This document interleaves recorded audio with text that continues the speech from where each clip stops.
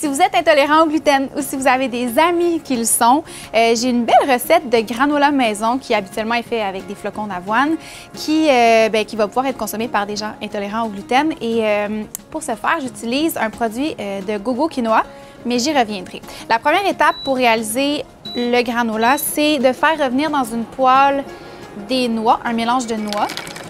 On veut obtenir une légère coloration. Je vais faire aussi revenir des graines de citrouille. Donc, une fois qu'on a obtenu la coloration désirée, on réserve les noix dans un bol, sans en échapper la moitié à côté, idéalement. Et là, je vais faire fondre du beurre dans ma poêle, comme ça, avec des ingrédients humides, c'est-à-dire cassonade, extrait de vanille et environ 2 cuillères à soupe de sirop d'érable.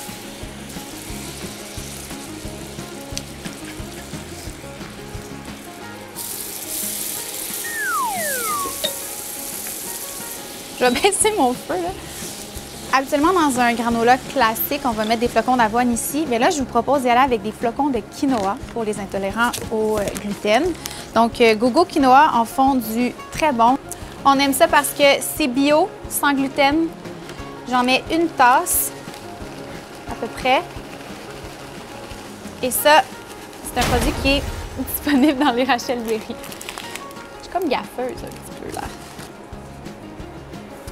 Donc, ce qu'on veut, c'est imbiber le flocon de quinoa du mélange sucré. Je vais laisser aller tout ça pendant peut-être 3-4 minutes.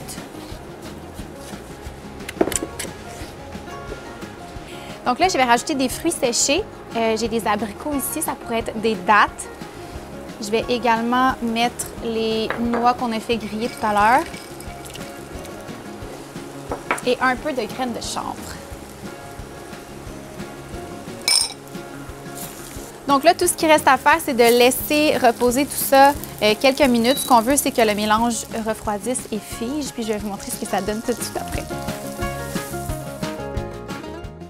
Donc après quelques minutes, on obtient un granola délicieux, sans gluten, qu'on peut mettre sur à peu près tout.